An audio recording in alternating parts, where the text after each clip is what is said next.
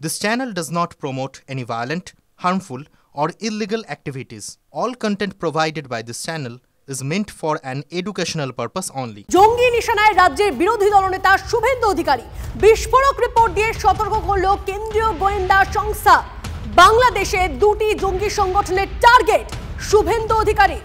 রাজ্যে ঢুকছে 3 বাংলাদেশি জঙ্গি, রিপোর্ট গোয়েন্দা সংস্থার। রাজ্যকে সতর্কবার্তা কেন্দ্রীয় গোয়েন্দা সংস্থার। 26শে ডিসেম্বরের মধ্যে শুভেন্দুর ওপর জঙ্গি হামলার আশঙ্কা, এমনটাই তথ্য পাওয়া যাচ্ছে। সিজার আমাদের প্রতিনিধি আমাদের সঙ্গে রয়েছেন, সিজারের থেকে আরো ডিটেইলসে জানবো যে ঠিক কি বলা হচ্ছে এই রিপোর্টে। সিজার,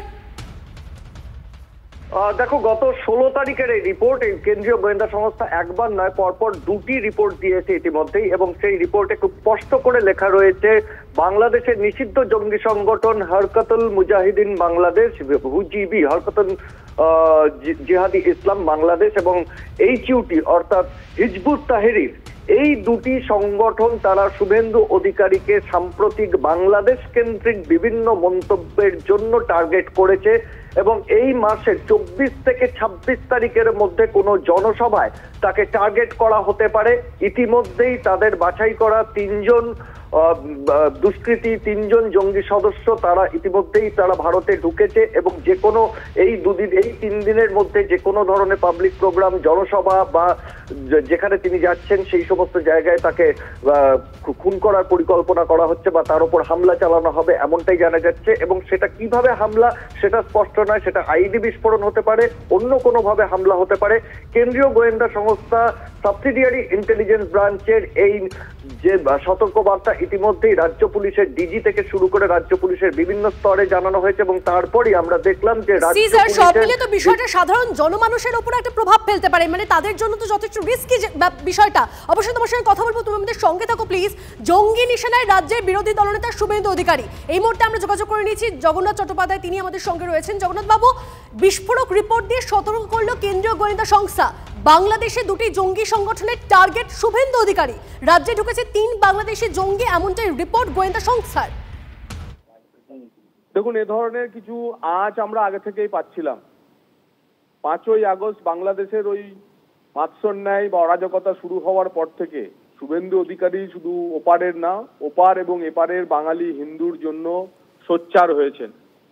বিশেষ করে ওপারের বাঙালিরা, ওপারের বাঙালি হিন্দুরা শুভেন্দু অধিকারীর ভূমিকা দেখে এপারে তাদের মধ্যে আশার সঞ্চার হয়েছে, এবং সেই কারণেই ক্রমাগতভাবে তিনি যেভাবে জামাত, শিবির, এবিটি থেকে শুরু করে জেএমবি, হেফাজতে এদের বিরুদ্ধে একের পর এক আক্রমণ শানাচ্ছেন, সে দেশের জঙ্গিরা যে শুভেন্দু অধিকারীকে হত্যার ছক করবে সেটাই স্বাভাবিক। আমরা এই ধরনের আঁচ পাচ্ছিলাম। কেন্দ্রীয় গোয়েন্দা সংস্থা সে কথাই রাজ্য পুলিশকে জানিয়ে রেখেছে, কিন্তু এটুকু আমরা বলে দিচ্ছি যে শুভেন্দু অধিকারীর শেষ রক্তবিন্দু পর্যন্ত তিনি হিন্দু বাঙালির জন্য, সে বাংলাদেশের হিন্দু হোক আর পশ্চিমবঙ্গের হিন্দু হোক, এ লড়াই জারি থাকবে। শুধু শুভেন্দু অধিকারীর সঙ্গে শুভেন্দু অধিকারী নয়, সারা পশ্চিমবঙ্গের আপামোর হিন্দু সনাতনীরা তার সঙ্গে রয়েছে। কোনো জঙ্গি সংগঠনের হুমকি, কোনো জঙ্গি সংগঠনের নিশানা তাকে এই কাজ থেকে বিরত করতে পারবে না। বেশ, অনেক ধন্যবাদ আপনাকে জগন্নাথ বাবু। কথা বলছিলাম বিজেপি নেতা জগন্নাথ চট্টোপাধ্যায়ের সঙ্গে। সিজার আমাদের প্রতিনিধি আমাদের সঙ্গে রয়েছেন। সিজার, যে কথাটা তুমি বলছিলে,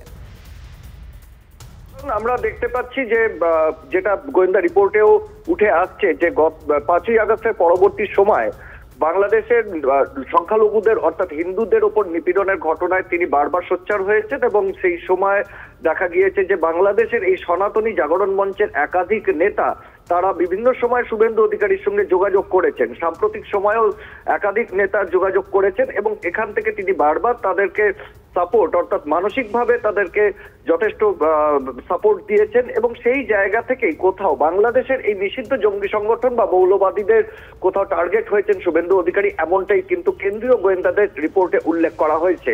এবং সাম্প্রতিক সময় তিনি ভারত বাংলাদেশ সীমান্তেতেও একাধিকবার গিয়ে সেখানে বিক্ষোভ দেখিয়েছেন, এবং বাংলাদেশের বিরুদ্ধে কড়া পদক্ষেপ নেওয়ার কথা বারবার তিনি বলেছেন, এবং সেই সমস্ত বিষয় কোথাও সেগুলোকে কাজে লাগিয়ে জসিমউদ্দিন রহমানের মতো আনসারুল বাংলা টিমের যিনি প্রধান, তারা যেভাবে সেখানে উস্কানিমূলক বক্তব্য দিচ্ছে, এবং সেই উস্কানি দিয়েই সেখান থেকে এই ধরনের পরিকল্পনা করা হয়েছে এমনটাই জানা যাচ্ছে। এবং এর আগে আমরা দেখেছি যে আনসারুল্লাহ বাংলা টিমের যে 8 জনকে গ্রেপ্তার করা হয়েছে তাদেরকে জেরা করেও জানা গিয়েছিল যে আরএসএস এর বিভিন্ন বিভিন্ন সংগঠকের ওপর হামলার পরিকল্পনা তাদের রয়েছে। অর্থাৎ এটা যে সামগ্রিকভাবে একটা সিনক্রোনাইজ পরিকল্পনা সেটা কিন্তু এই রিপোর্ট থেকে স্পষ্ট।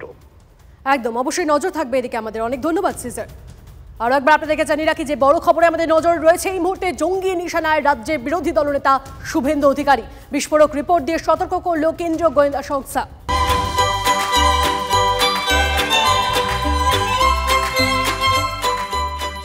রাত পোহালেই বড়দিন, আর তার আগে আজকের লাস্ট মুহূর্তে যে প্রিপারেশন রয়েছে সেদিকে তো নজর রাখতেই হচ্ছে। ক্রিসমাস ইভে উৎসব মুখর কলকাতা। আলো ঝলমলে পার্ক স্ট্রিট থেকে বউবেড়া।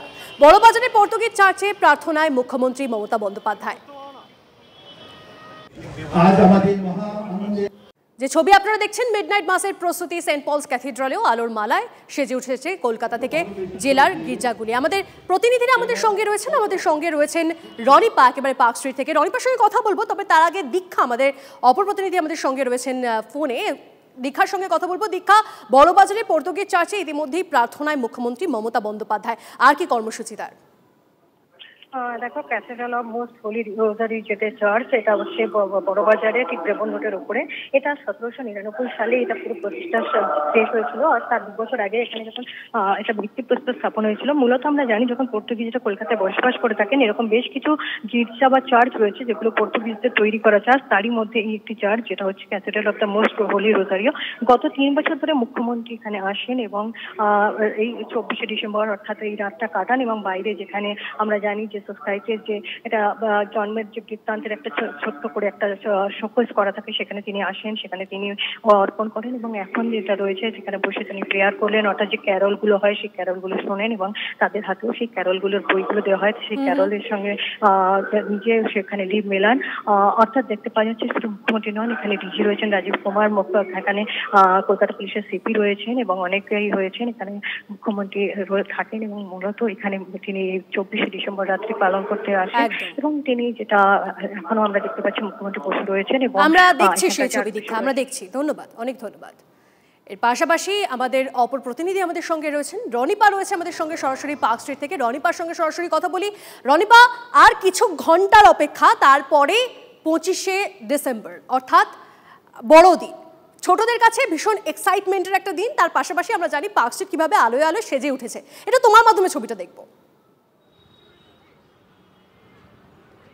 একেবারেই তো নিষ্ঠা, একেবারে পার্ক স্ট্রিট আলোয় আলোয় সেজে উঠেছে। আর আজকে আর কয়েক ঘন্টা বাকি।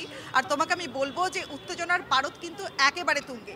ছিটে ফোটা বৃষ্টি পড়ছে, কিন্তু বৃষ্টি সেটাকে সবাই উপেক্ষা করছেন। আমি কথা বলবার চেষ্টা করবো, এখানে অনেকেই রয়েছেন, প্রচুর জনসমাগম হয়েছে, প্রচুর ভিড় হয়েছে। এখানে একদল কাপল সবাই এসেছেন, আপনাদের সঙ্গে একটু কথা বলবার চেষ্টা করবো। কোথা থেকে এসছেন? সোদপুর থেকে এসেছি। আচ্ছা, প্রতি বছর কি আসা হয়? হ্যাঁ, প্রায় অলমোস্ট। আচ্ছা, আপনাদের হাতে গোলাপ দেখলাম, গোলাপের মানে এক্সট্রা কিসের জন্য গোলাপ এনেছেন আজকে? হাজবেন্ড গিফট করেছে। বাহ, বুঝতেই পারছো তনিষ্ঠা হাজব্যান্ড গিফট করেছে, তো গোলাপ নিয়ে আসা হয়েছে। এবং শুধুমাত্র হাজব্যান্ড বলেই নয়, এখানে কাপলরা যেমন আসছেন, বাড়ির ছোটদেরকে নিয়ে বড়রা আসেন। এবং অ্যালেন পার্কের ঠিক সামনে আমরা দাঁড়িয়ে রয়েছি। অ্যালেন পার্কের ছবিটা তোমাকে একটু দেখানোর চেষ্টা করব, তোমার মাধ্যমে TV9 বাংলার দর্শকদেরকে দেখানোর চেষ্টা করব। পাশাপাশি তোমাকে এই ছবিটা তো দেখাতেই হবে, মানে চিরাচরিত ছবি, সেই সুন্দর ক্রিসমাস ট্রির ছবি এই মুহূর্তে দেখছো তোমরা সবাই। আর আলোয় আলোয় সেজে উঠেছে গোটা পার্ক স্ট্রিট। অ্যালেন পার্ক আলোয় আলোয় পার্ক স্ট্রিট সেজে উঠেছে, আমরা সেই ছবিটা দেখছি। আমি তোমার থেকে একটু জানতে চাইবো, তুমি আমাকে যাওয়ার আগে বলছিলে যে ফার্স্ট টাইম তুমি পার্ক স্ট্রিটে এভাবে পৌঁছে যাচ্ছ, ঠিক কিছুক্ষণ যখন বাকি রয়েছে 25শে ডিসেম্বরে, কতটা এনজয় করছো তুমি নিজে? একেবারে দুর্দান্ত এনজয় করছি তো নিষ্ঠা। সত্যি এবছরে আমার প্রথম, এবং এখানে এসে আমার একটাই উপলব্ধি হচ্ছে কি বলতো, যে খুশি যদি সবার মধ্যে ছড়িয়ে দেওয়া যায়, মানে একজনের খুশি আরেকজনের মধ্যে কিভাবে ছড়িয়ে পড়ে সেটা এখানে এসে আমি অনুভব করছি। কারণ প্রত্যেকে হয়তো চেনা অচেনা বহু মানুষের সঙ্গে এসে পরিচয় হয়ে যাচ্ছে, তারা সবাই মিলে একসঙ্গে গেট টুগেদার করতে চাইছে এবং এখান থেকে আরো বিভিন্ন জায়গায় যাচ্ছে, তারা খাওয়া দাওয়া করছে, আনন্দ করছে। এবং এখানে এসে যারা জমা, তোমার আশেপাশে কিছু ছোট ছোট বাচ্চাদের দেখতে পাচ্ছি, তাদের কতটা তারা এনজয় করছে একটু কথা বলা যায় কি? একেবারে এখানে অনেক ছোট ছোট বাচ্চারা এসছে, আমি কথা বলবার চেষ্টা করবো। বাবা, কোথা থেকে এসছো? ও ভীষণ লাজুক, ও কথা বলতে চাইছে না। আমি আরো কয়েকজনের সঙ্গে কথা বলবার চেষ্টা করব। এখানে কিন্তু প্রচুর মানুষের জনসমাগম হয়েছে, আমি তোমাকে একে একে দেখানোর চেষ্টা করব। আরো বেশ কিছু কাপলস আছে, দেখতেই পাচ্ছ তারা ছবি তুলছেন, আমি তাদেরকে একটু ডিস্টার্ব করব। বাবা, কোথা থেকে এসছো? मेरा नाम है ईशान। तुम्हारा नाम ईशान है, कहाँ से आए हो? तेलंगाना तेलंगाना से आए हो कब? Yeah, he's born. Yeah, Asli he's born in Telangana. We just relocated back to Calcutta. ওকে ওকে। আর কবে থেকে মানে কবে থেকে এখানে রয়েছেন? এক বছর হতে আসছে। আচ্ছা, প্রত্যেক বছর কি এখানে আসেন না এই বছর?